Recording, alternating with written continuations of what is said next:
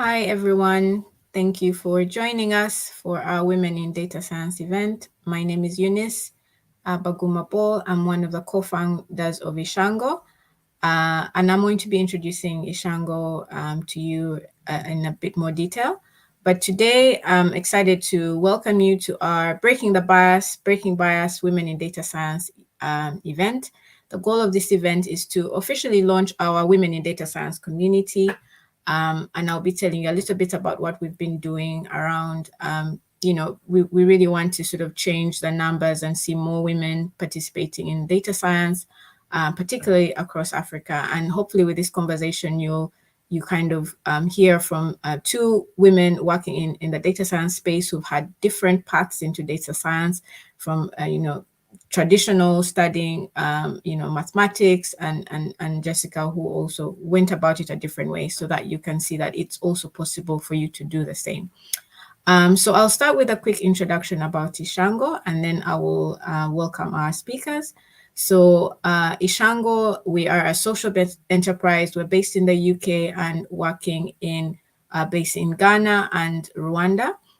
And our goal is to be a bridge between data science talent in Africa and global companies. So we're helping to discover, nurture, and build data science talent in Africa through our fellowship program. It's a 2-month fellowship. We run a residential in Ghana and Rwanda, where we take top graduates and we help them develop their technical and professional skills in data science by giving them an opportunity to work on real-world projects for international companies. So typically how it works is we work with companies to scope out a project and define a project where we feel like our fellows can add value. Then we go about recruiting. We select graduates. We have our applications open actually right now. So please do go on our website, ishango.ai, if you're interested. So we go through application process. We find African graduates who have the technical skills and motivation to make it in the data science field. And then we go about matching them with the projects, depending on, the aspirations and interests of the fellows, and also what the skills that the companies are looking for. And then through our fellowship program, the residential, like I said, is project delivery time. So for 8 weeks, the selected fellows will work as a team to deliver a project for an international company, and they'll be supported by a senior data scientist. We usually have we call them our data scientists in residence. They're usually a very senior, experienced data scientist working within a global organization, who comes to the residential and supports our fellows to work as they work on their projects and as they develop their skills. And at the end of the program, fellows make a final presentation of what the work they've worked on, which boosts their CV, boosts their employment prospects. And what we've seen also is some of the companies we worked with have actually extended and continued to work with our fellows and given them sort of longer term contracts.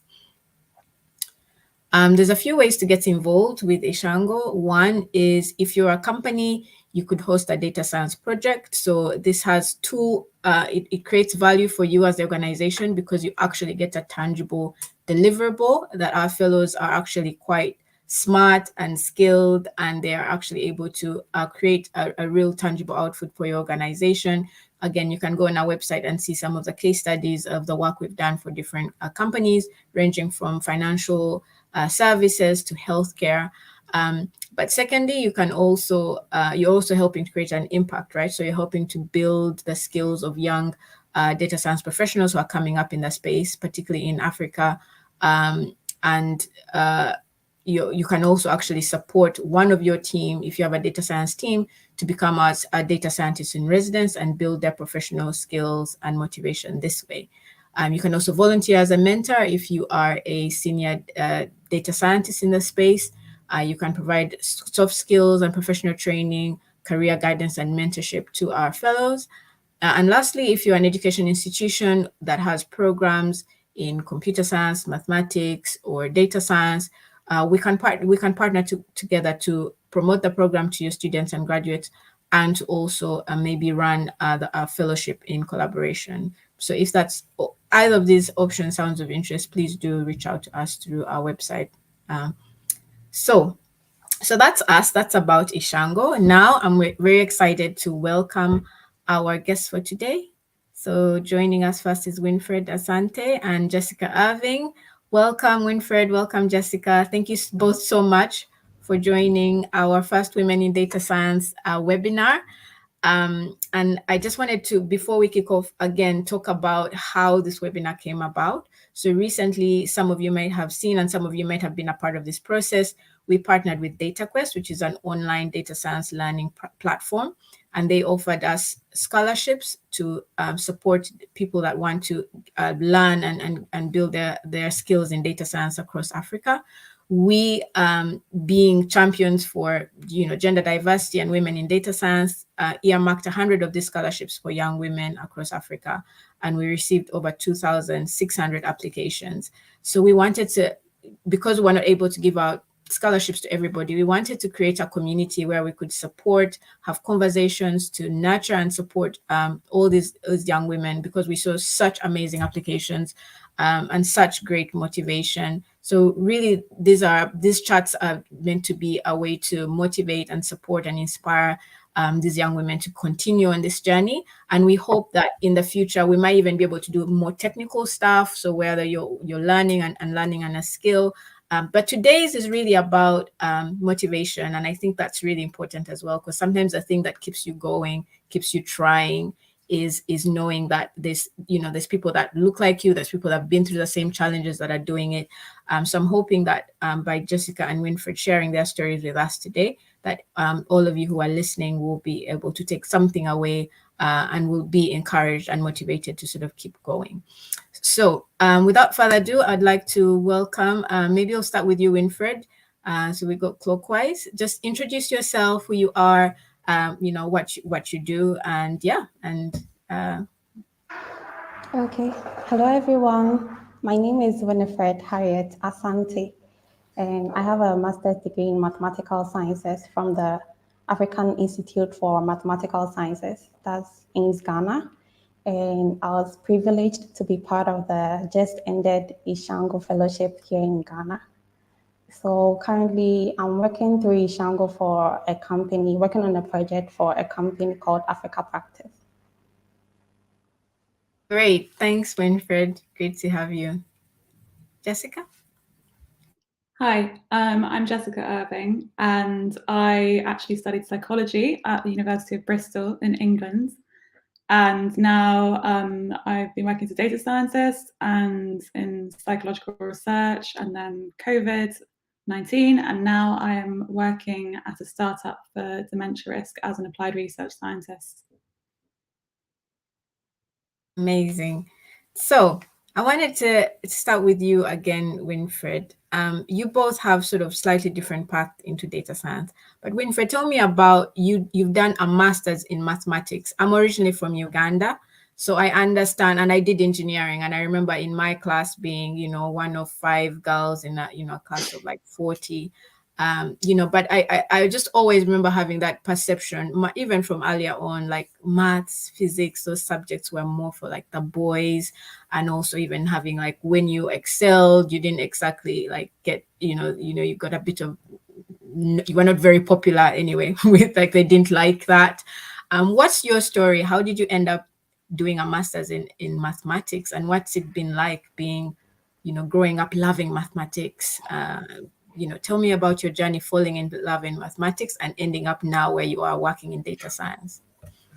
Okay, so growing up, I really loved numbers, and I only figured that I'd be an accountant because that's the only numbers job that I only knew about. Then, in my early years of senior high, my health became a bit unstable, so it really affected my grades. But I started picking up during the final year of my senior high. So at that time, my brother was in Legon, that's the University of Ghana, and he was reading physics and mathematics. And he also went to AIMS, which is the African Institute for Mathematical Sciences, after that. And that is when I knew that being a mathematician is a real job and not just some Archimedes sort of thing. So that is how I got my choice in studying mathematics. But with data science, I've always loved computers. I remember back in my primary and junior high school days when we used to learn like ICT, which is information and communication technology.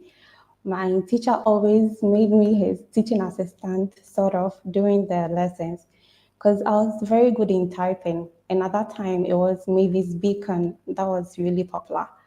So along the line, during my studies at the university, which I read mathematics, I tried doing some codes, but I didn't really take it serious because I thought I only needed to focus more on my academics.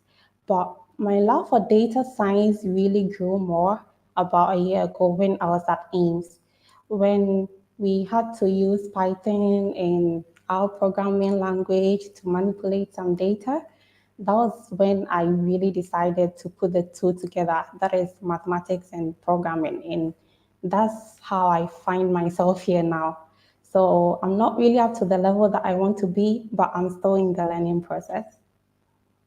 Yeah, thanks for sharing that. And you made a really good point. Like sometimes the what we can be is so limited, and I can completely relate to that. Like growing up in Uganda, there was like maybe four careers that were considered aspiring to, like accounting or lawyer or doctor or sort of engineer.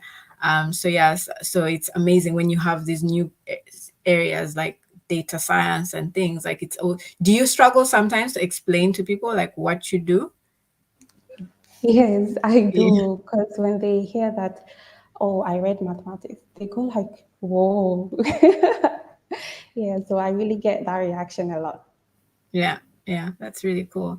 Um, Jessica, I just wanted to come to you because you studied psychology, so quite different. So tell us again a bit about your journey from psychology and then realizing you wanted to get into data science and sort of how that all unfolded.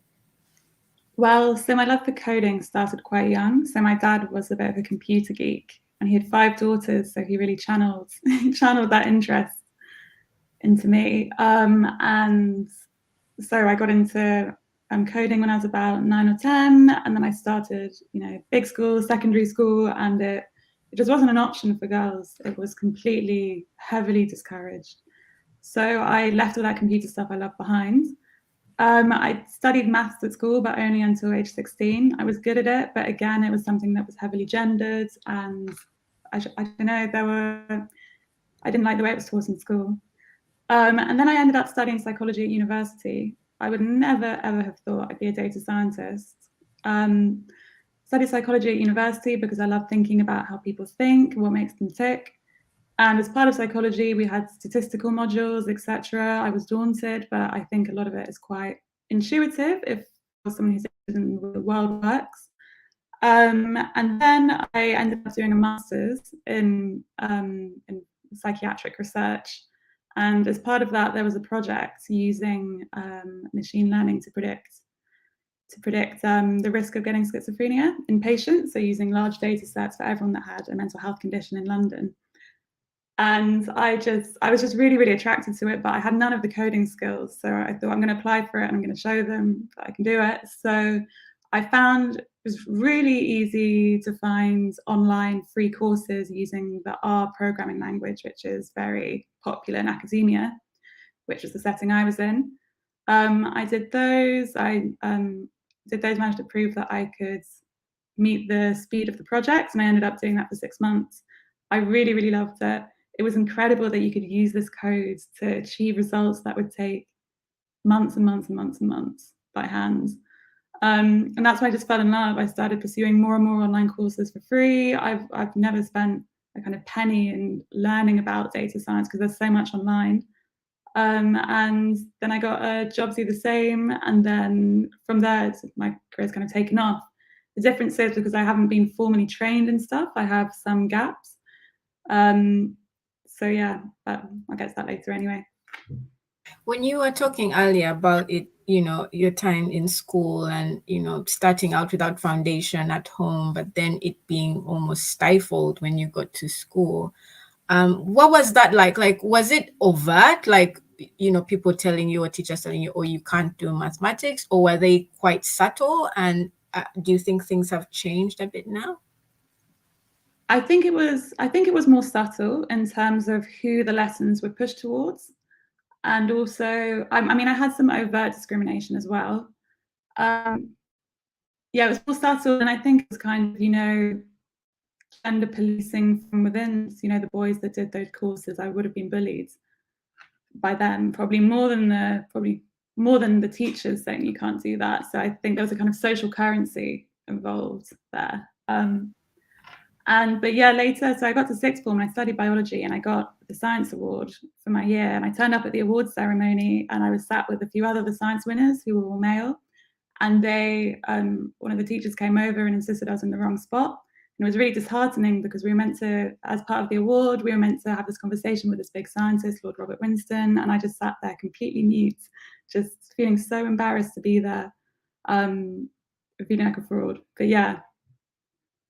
That's awful. Oh my God. Yeah. And I can definitely relate when you talk about the social currency, because I remember being, doing mathematics. So I did engineering, and in A levels, it was very similar. Like you almost got penalized. Like if you spoke up and were right, like it was almost like, you'd done something wrong. It was just like, yeah, you were not going to be the popular girl by speaking up and being smart and stuff. Winfred, do you have any of these? Did you have any of these sort of experiences where you felt that, because you loved mathematics, because you were a girl, you kind of felt a little bit either from teachers or from, I don't know, from societal, do you have any experiences like that? Oh, yes, I do.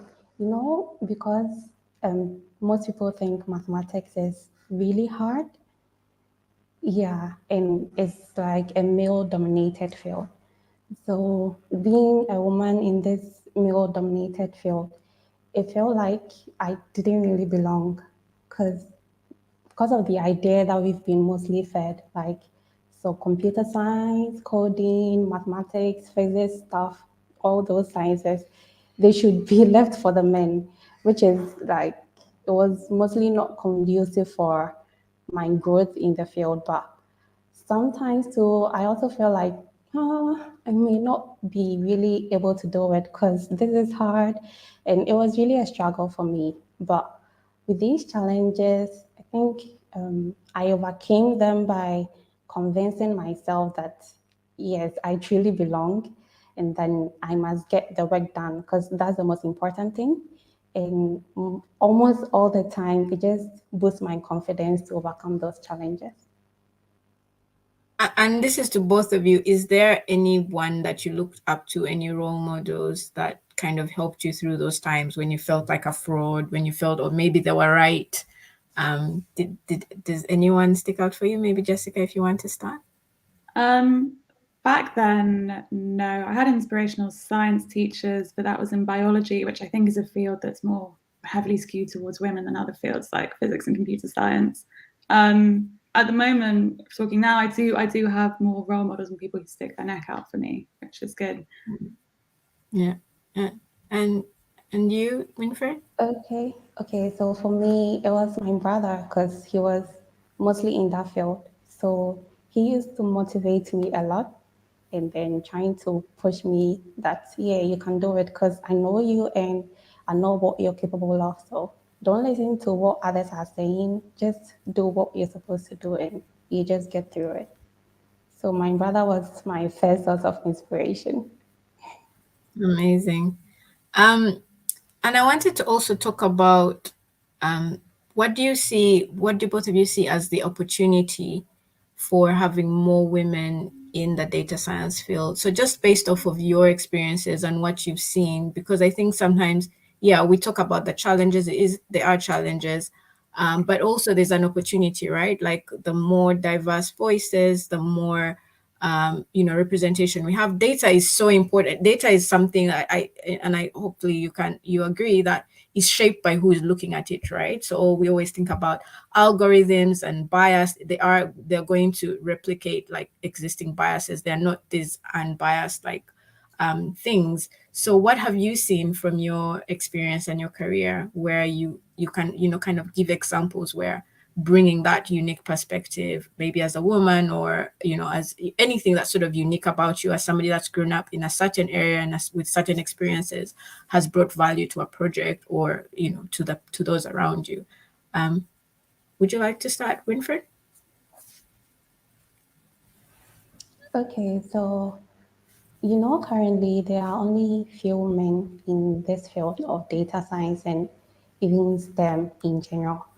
But nowadays, I think the big and small companies want to be inclusive, as in including people that have been excluded, like women, like blacks, like gays, and all the people. So it makes it an advantage for women, especially in the field of data science, because I feel that if you just push yourself a little harder and then show capabilities, it's easier to get more advantage. And I think there is no better time for a woman to be in this field of data science as a whole than now.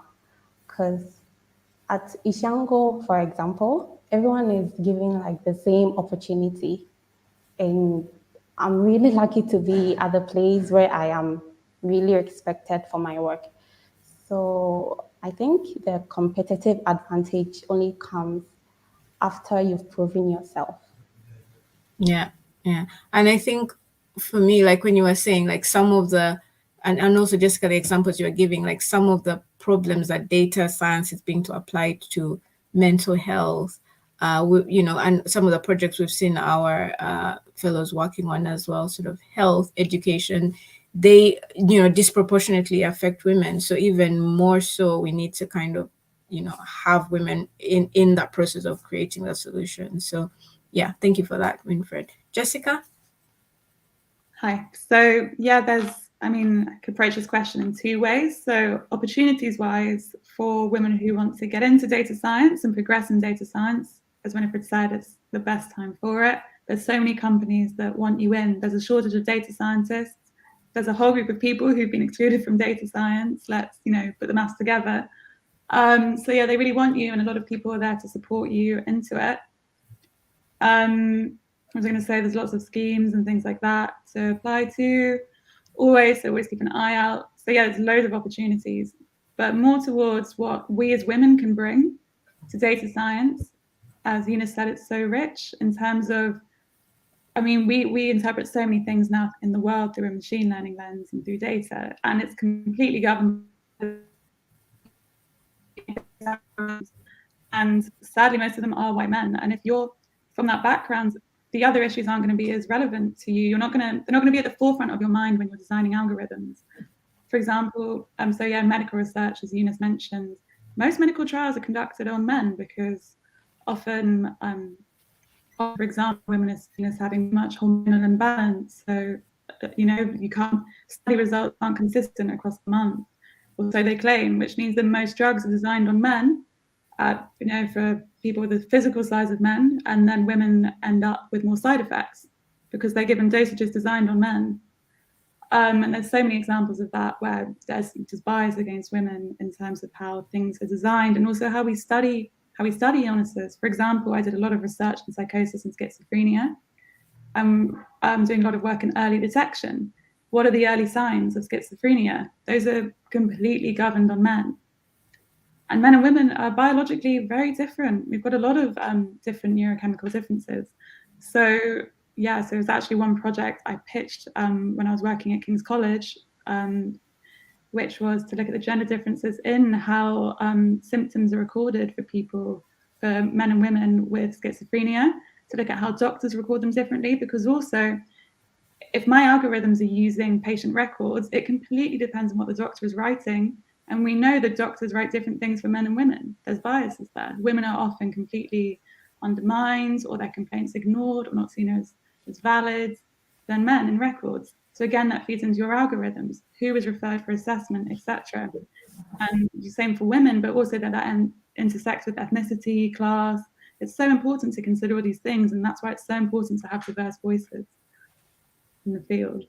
Yeah, I mean, when you were talking about it, it's really like this, Russian dolls in terms of like there's a problem, and then you're like, actually, so even if, then within the data and how the data is collected, like you made a really good point about like when women report symptoms. And I read a study about for heart attacks, how like the symptoms that leading up to a heart attack like manifest differently for men or women. And when a lot of women report them, they're like, oh, you're just stressed, or it's just this, or you're just overreacting and things, and sort of they get sort of their symptoms minimized or ignored.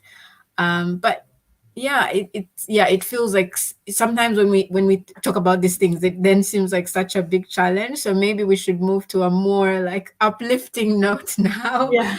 But what do you think needs to change to sort of encourage, sort of break down some of these barriers? And we've talked about it. It starts from quite young. We're seeing teachers, Jessica, you could have listened to that teacher and never ever, gone down the route of doing anything to do with mathematics or sciences again, all the way to, like we're saying, to either where data is collected to, but I guess focusing on the conversation for today, which is career choice and believing more women can make it in data science. What do we need to think about? What needs to change for the space to not only be attractive for more women to join, but to be conducive for them to remain? Because I think sometimes entering and like staying and thriving and being able to advance are quite different things. So just I guess based on what you see, what you'd like to see, what that future would look like for that space to be much more inclusive for women. So is that question to me first? Yeah, Sorry. yeah, sure. Yeah. Okay. Yeah, quickly. So I do think, while I said before, I listed a lot of challenges. There was a lot. I mean, there's definitely a movement now, and companies are really valuing those diverse voices, because at the end of the day, if you make a machine learning model that doesn't predict well in populations because you've completely based it on white men, and yeah, the psychology of that, it's not business. It's not going to work. It's good business to have diverse voices, and therefore a lot of companies are trying to make conducive environments, and it's a great time to be around. Conducive environment wise, I think a lot of things relevant to women in the workplace. I work with a lot of men who are very supportive. I suss out who they are from the off. I've just started a new job 2 weeks ago at the dementia risk company. When I was looking at jobs, I was very clear on, which jobs I wasn't going to apply for, because I was receiving loads of messages on LinkedIn with potential interviews from companies, because I'm women, as we're really underrepresented, and companies really want us. So I was lucky to be able to pick between them. And if I went on a company website and it was just one demographic in all their promotional materials, I already knew that this company wasn't going to be a place where I was going to thrive, because they've not even noticed that everyone in their photos is a white man. And so conducive environments, I would always look in kind of job descriptions to see how they talk about gender, to see if it's elevated. Again, not just gender, but other groups, and that's conduciveness. Yeah, and then finding your male allies at work, the people who you're going to really learn from, identifying mentorship opportunities. Yeah, I think you make a really important point there, Jessica, on male allies. Like I've interviewed lots of women. So one of the projects I've done a few years ago was publishing a book of interviews with African women in the tech space. And almost many of them had like a male figure, whether it was a dad or a teacher or a brother. Both of your cases already picked up, there was that kind of had that influence on sort of breaking down those roles. And like you're saying, I think that is actually quite key to kind of changing these things, is having men on board as allies, really, and recognizing the value that women bring, and therefore opening sort of the, being supportive and sort of helping to change the space, and recognizing what's broken right now. And Winifred, what would you say? What are some of the things that you see need to change and happen for data science to be much more inclusive for women? Oh, okay. So just as Jessica said, nowadays, because of how we've been really perceived, like women are so fragile and weak in so many places. But now most men in the tech are trying to help the women in the tech also by like supporting them, whether on the job or any motivation at all that they could get, because they have the idea that we are kind of fragile in a way. Yeah, so like the most important thing is if you're able to get the job really well done, it just pushes you. So it would even be more comfortable to be in a conducive environment as that. And I think if you also find yourself in a community where you all share the same ideas or you're working on a particular project towards a bigger goal, I think that would also help with you feeling that, yeah, you can also do it, or you feel that you can be inclusive in that too. Yeah, cool. I just wanted to let the audience know that we will be opening up for questions in 2 minutes. So if you have any question, feel free to share it and type it in the chat, and we'll be able to share it. And I have my colleague Ariadna who's helping us at the back end. I don't know, Ariadna, if we have any questions that have come up, please do let us know, and we can start to kind of share those. But I guess I wanted to ask one last one to my two panelists today. What is your golden nugget, your word of advice or encouragement to our audience today, who are people that are, aspiring to become data scientists? Maybe they did a different course like you, Jessica. They started out in psychology, or maybe they're already on the path. They're doing computer science and mathematics.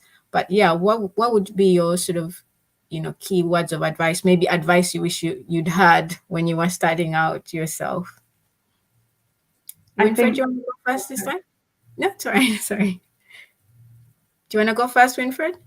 Okay, sure, I'll go first. So, one advice that I always give is I learned is that make sure that you have the passion, and what you have to do next is to not really give up.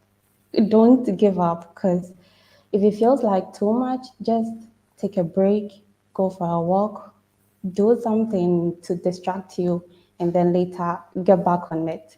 So just don't give up. The passion and the drive to not give up would really take you to places. And one thing you should really keep in mind is that you will not really know how powerful you are until you start learning. So just go for it. I think that's really good advice. Jessica, over to you. Yeah, I completely agree with Winifred in terms of passion is so important. Like data science isn't a career like you're going to really excel in if you're not, if you don't love it. It's creative and all that, and that's the great fun of it. But yeah, I would never have thought I would go into data science. I thought I would have had to have years and years of maths experience, but because I did a lot of psychology, I had that domain expertise, and there are so many domains in the world. You might have a passion in anything, and if you can combine that with data science because you're passionate about a subject, you can become obsessive about those questions you want to answer, and that will also help you get really far. Yeah, that's a really good point, that it's, data science is pretty much like the tool to understand and find solutions in any space. So you could literally combine it with any other passion out there. So I think that's a really good call. Do we have any questions from the audience? Right. So Victoria is asking, how was the journey of convincing yourself that you actually belong? What did you do to achieve that? Maybe Jessica, will start with you this time. So yeah, I do get imposter syndrome. I struggled with that a lot. For example, I worked in psychological research, but as I mentioned, I went to work in COVID-19 research, measuring COVID in the nation's sewers in the UK. Not my domain at all. So I felt like a huge imposter all the time. And there's this, as a woman, I felt I had to really prove myself. What did I do to convince myself that I actually belong? Sometimes when you have fears in your head, you have to voice them. Like I said, I identified those male allies. I identified people I could talk to openly about these fears, and get reassurance, etc., that I do belong. And also just knowing that I guess I'm being hired and being retained at these places. Like, I must be doing a good job, because otherwise it would be bad business to keep me on. So I guess, and I think everyone gets imposter syndrome at some level in any career. So yeah, but Yeah, I think that's very true. I think one of the things I've found is, talking to other people, particularly like, even I think also like understanding the psychology of like male allies and talking to them and understanding like the way they see, oh, I don't know this, I can't do this, and how they sometimes find it like not an issue, even though we're like, I must know everything. And they're sort of okay with not knowing. And I know there's a lot of like the way we've been socialized that has given, gives them, has given them that confidence and the room, I guess, to fail a bit more. I don't know. But it's I just kind of try and feed off their energy as well. Like, oh, it's okay not to know everything. Like, we're all kind of winging it to some extent. And like you said, voicing that and having those conversations with people and getting out of your head, I think is because in your head it can just become this massive broad block, while when you talk about other people and also realize like they also have their own doubts and fears, it kind of sort of helps to make it manageable. Winfred, what's been your approach? And we got imposter syndrome, or feeling like, do I really belong here? Is it me, that's supposed to be here? How have you dealt with that? Okay, yeah, so I also really get that a lot. Like, I really do. Sometimes it just makes you feel like, you're not so good enough. But most of the times, because of the passion that you have, you still have this small, tiny inner voice that still like comes up that, hey, you can do it. Maybe you're just off for a while, but just get back to it. And like, I think that really, really, really helps a lot. Just the passion and the small inner voice. And the most important thing that I talked about is just getting the work done. So you being in the position at that time, and then knowing that not everyone has that opportunity to be in that field at that particular time, then it means you are really capable of doing that and even doing much, much more better. So I think, yeah, that is it for me. Yeah, that's a really good point. Like, just looking back at also, I remember a few years ago as part of a program called I'm Remarkable, where it was really about learning to celebrate your achievements. And it was just like, it's something so simple, but we'd run this workshop, and it was, you'd find like the most accomplished women who'd literally never sat back and taken stock, like, I have accomplished all these amazing things. And therefore, when you listed the things separate from the person, and they looked at them, they were like, whoa, this person is amazing. And then to see the connection to come together, and this person is me, was kind of like that breakthrough moment. Like, you're absolutely right. Like, look at, the work that you've done, the fact that you're in this position. For example, you, Winfred, you were selected from, like, we get like 500 applications for Ishango for like 12 slots, so recognizing that and knowing like, I'm here because I deserve to be, I think is also a really good way. And just, listing out your accomplishments and all the things that make you tick. I've found, again, from being part of that exercise, is really good. And you should actually look it up. It's called I'm Remarkable, and it's actually like free sessions they run about learning to celebrate your achievements, which I think is relevant for this call, because it can help us, counter imposter syndrome. Do we have any other questions? It is unfair that women often need to prove themselves multiple times to get the same amount of credibility and trust that men often get from the beginning. I don't know if this is a question. I guess it's it's a comment. And I think I can start to say it is hugely unfair. I think we see it everywhere, even in leadership. Male leaders get so many more chances to make mistakes, to fail. And it's not fair. And I don't know, we shared a bit of ideas before how things can change. I think, Jessica, you mentioned male allies.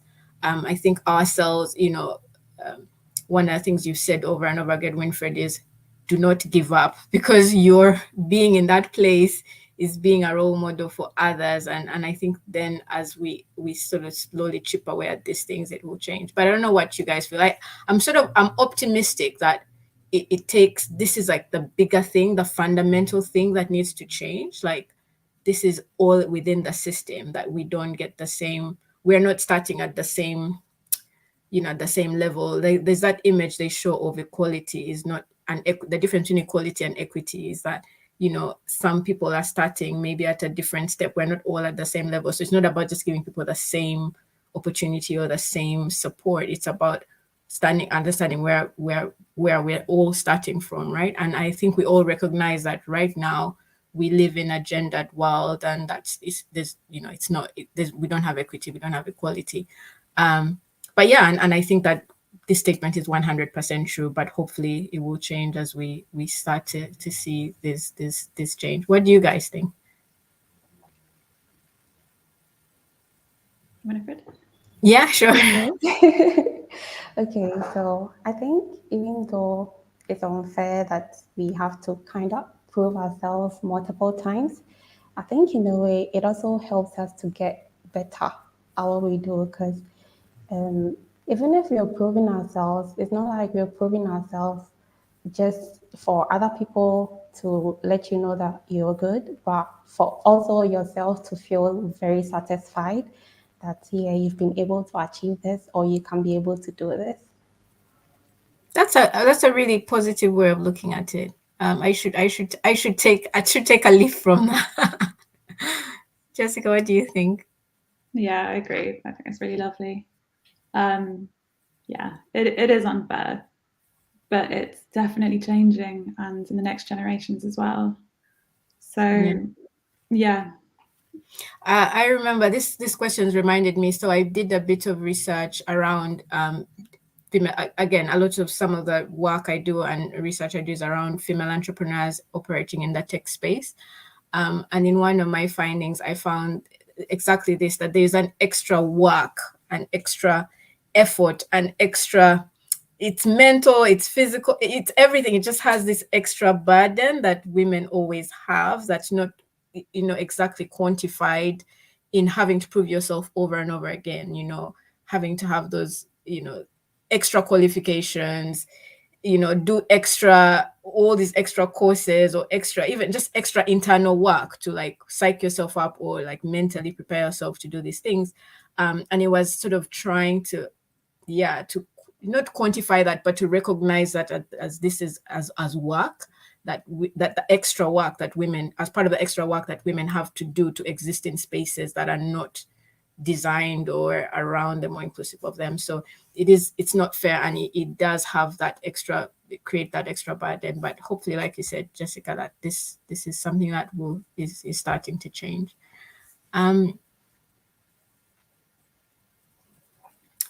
would like to know what kind of statistics program usually be used in biomedical informatics, or in your working field, R versus Python. I think this one is for you, Jessica. Hi.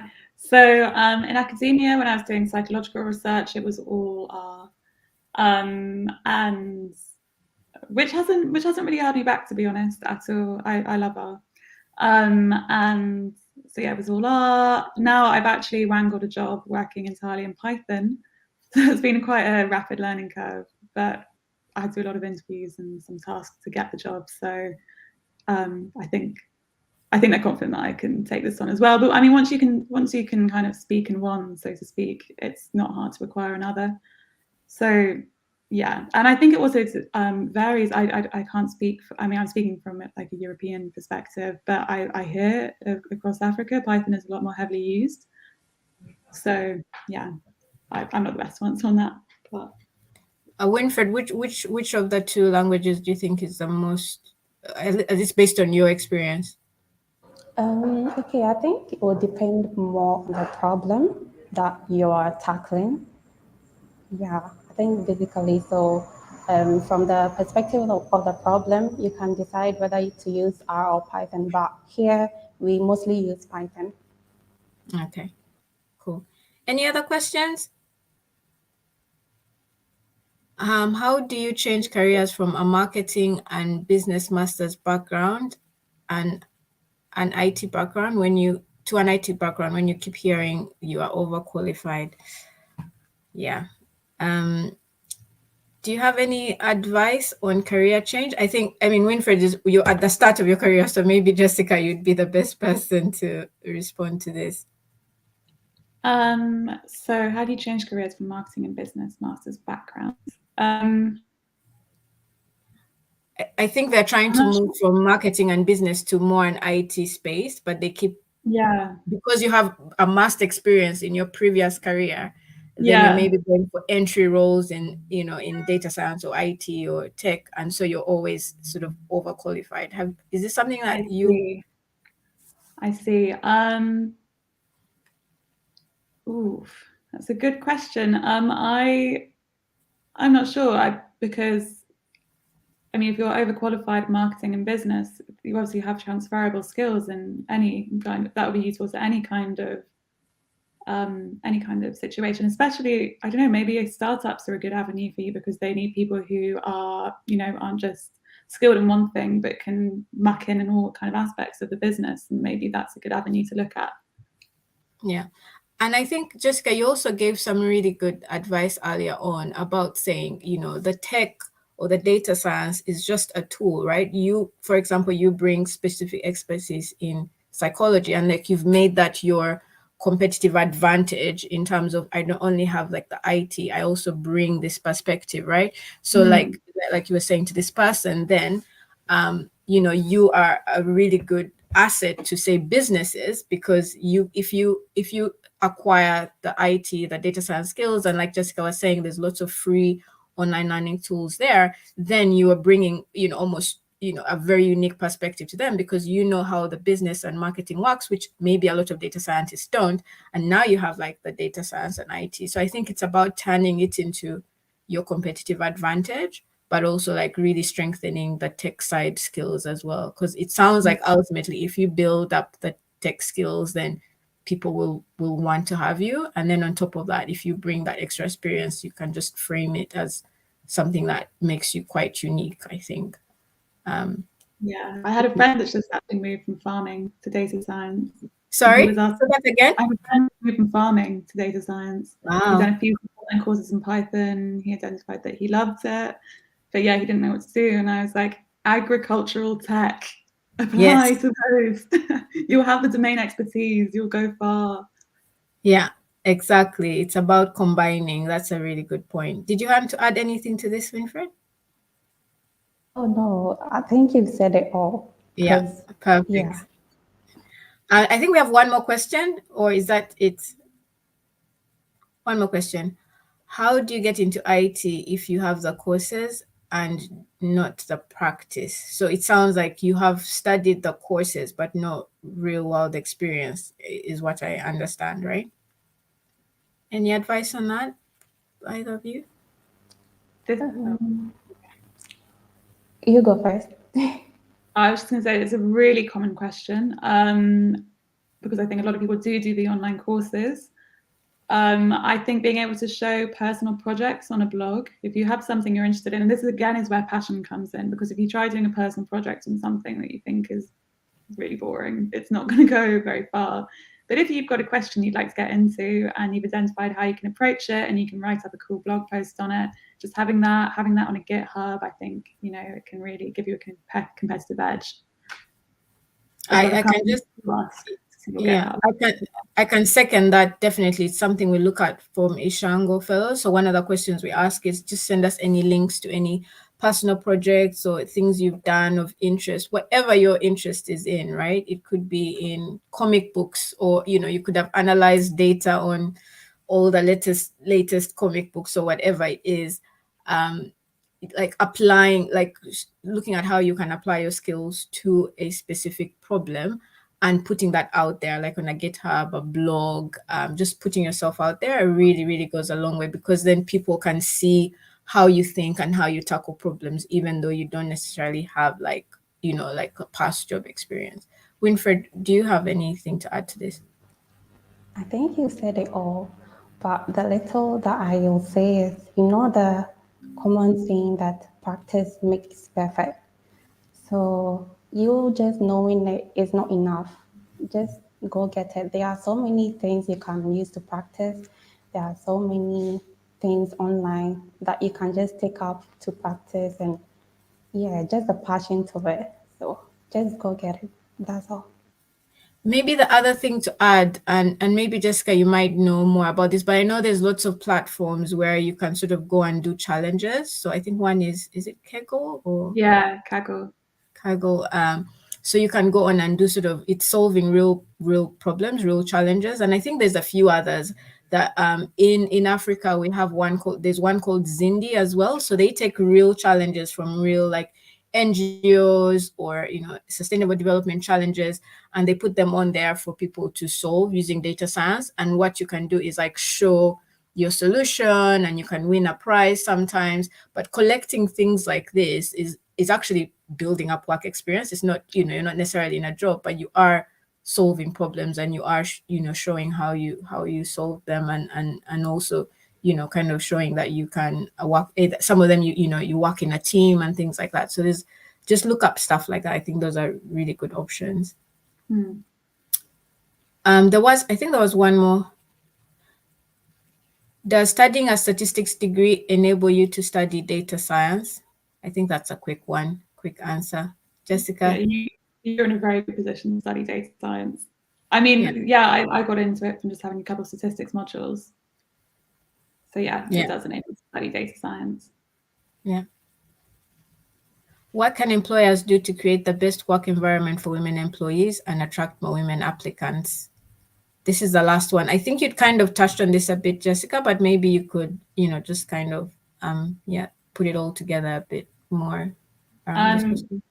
Visibility of women on your websites, clear diversity of all groups on your website. Have it if the job description says we are committed to equal opportunities, that's attractive. But also, it can't just be lip service. It has to, you have to demonstrate how you do that.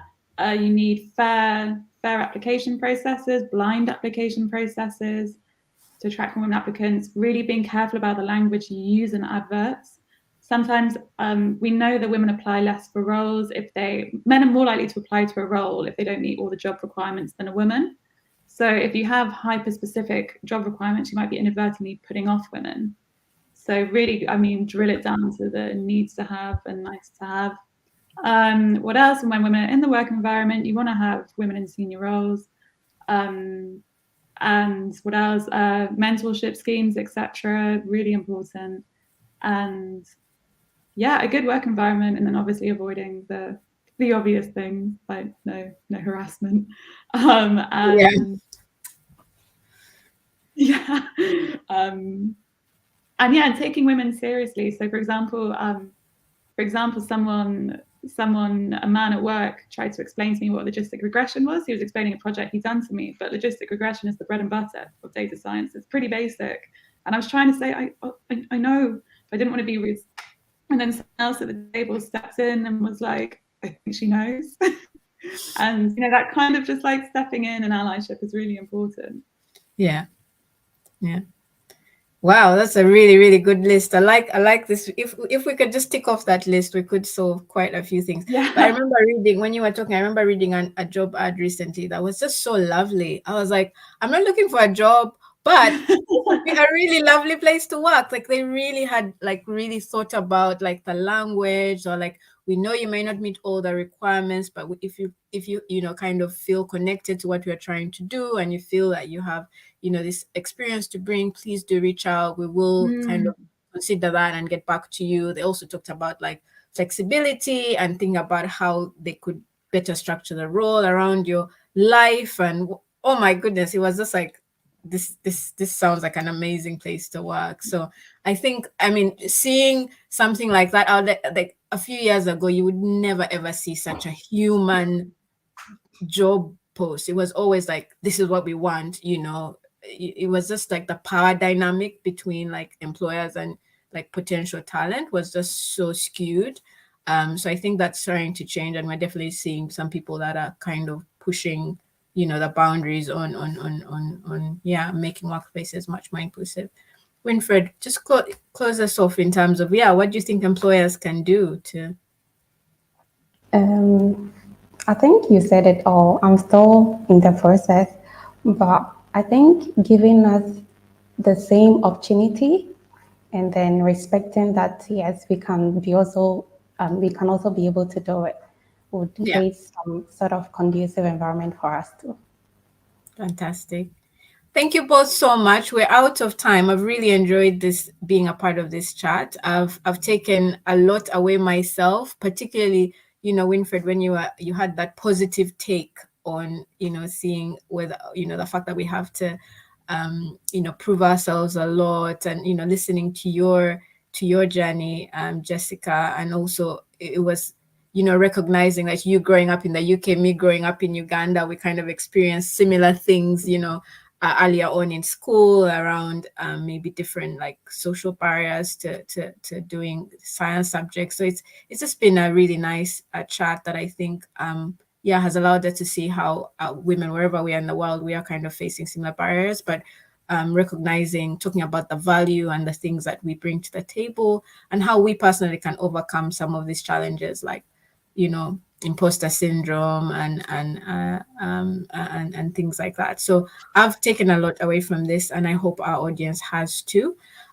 We hope that this will be the first of many more conversations. We want to bring you women in data science from around the world. And it would be great to hear from you as well, audience. Like, what are some of the topics you want us to talk about? Do you want us to do much more technical sort of sessions?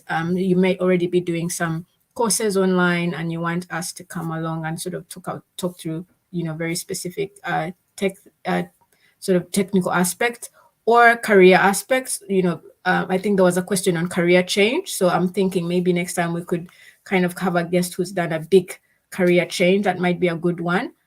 So yeah, any ideas you have as well on what topics you'd like to see, please do get in touch with us. Join our mailing list at ishango.ai, and just look out for our next Women in Data Science webinar. But a huge, huge thank you to Jessica and Winfred today for their time and for, yeah, just sharing their stories with us so authentically. And we hope to see you next time. Thank you. Thank you both. Bye.